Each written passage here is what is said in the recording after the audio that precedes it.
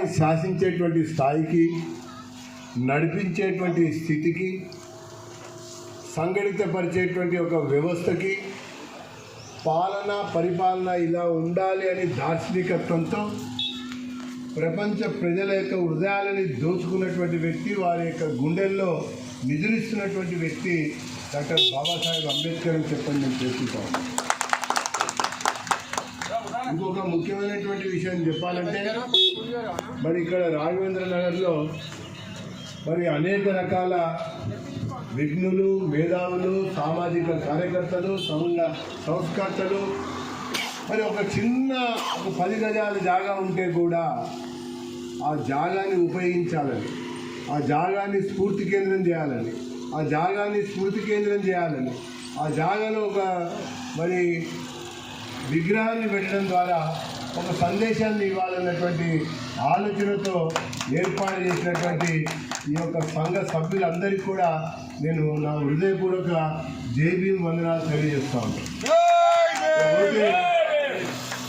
భారత ప్రధానమంత్రులు అనేక మందిని చూసాం. నేను రాజకీయం కోసం మాట్లాడతాను.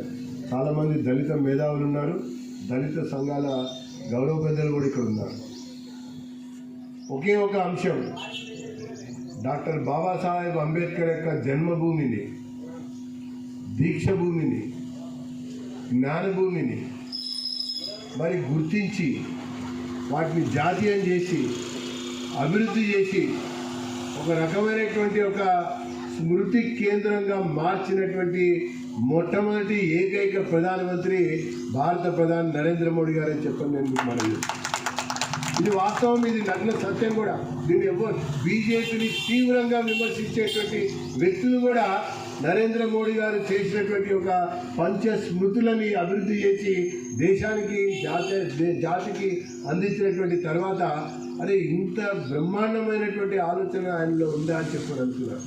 ఉదాహరణకి ఆయన బ్రిటిష్ లైబ్రరీలో ఆయన కూర్చున్న కుర్చీ, ఆయన చదువుకున్న పుస్తకం, ఆయన వాడుకున్న టేబుల్ ని కూడా ఆ దేశంతో మాట్లాడి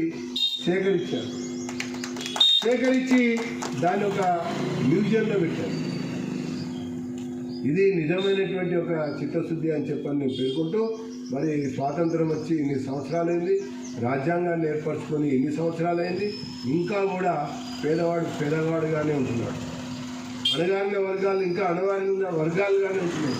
కాబట్టి చివరి పేదవాడికి ఆ రిజర్వేషన్ ఫలాలు కూడా అందాలని చెప్పని వర్గీకరణని త్వరలోనే చట్టబద్ధం చేయబోతున్నటువంటి వ్యక్తి కూడా భారత ప్రధాని నరేంద్ర మోడీ గారని చెప్పని పేర్కొంటూ నన్ను ఆహ్వానించినటువంటి సోదరులందరికీ హృదయపూర్వక ధన్యవాదాలు, అభినందనలు తెలియజేసుకుంటూ జై భీమ్.